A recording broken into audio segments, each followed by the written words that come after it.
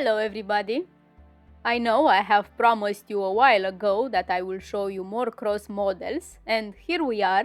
Today I will present you a new model with a simple design but with a beautiful result. Let's get started. The first step is gluing together a few strips, and I used 4 in total, which I will use to create an eccentric teardrop on my closed teeth comb.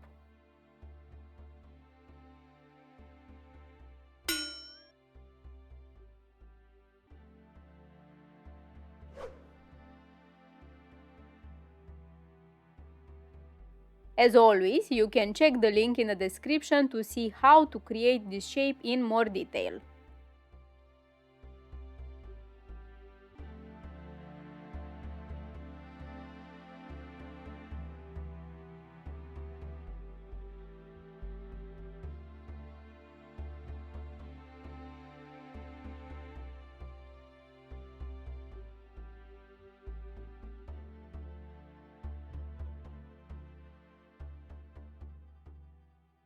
When ready, I can remove it carefully off the comb and then shape it.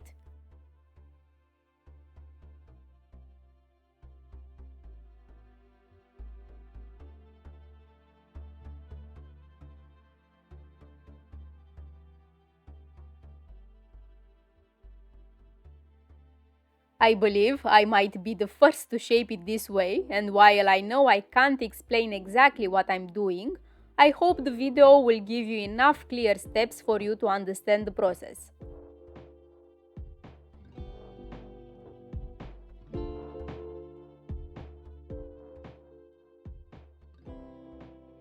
It's some sort of triangle, but with curved sides. I made 6 of these in total.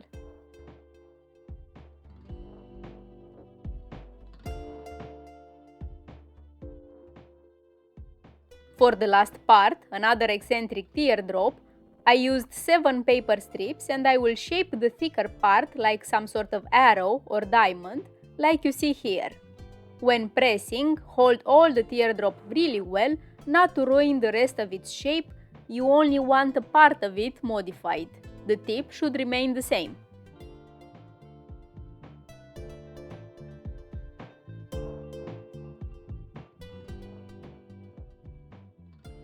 Now I can glue everything together, and this is the easiest part.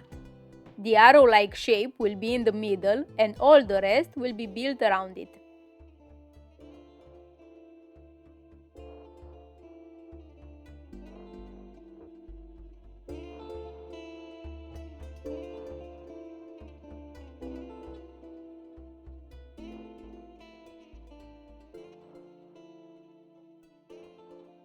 Since I have big shapes and they have loose parts, I will apply glue on the back and let it dry.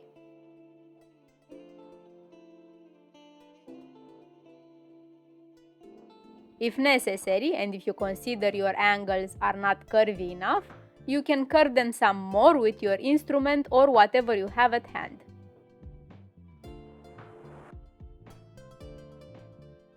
Well, now, guess who decided to join the party?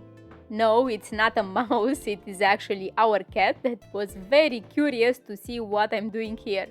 Summer is coming, so we took the fur coat off. Great, now that the biggest piece of my project is done, I can assemble everything with the rest of the pieces I made in the same way. As you can see, all 3 of them are equal and smaller than the first, but I kept the same design, just that I used 5 elements instead of 7.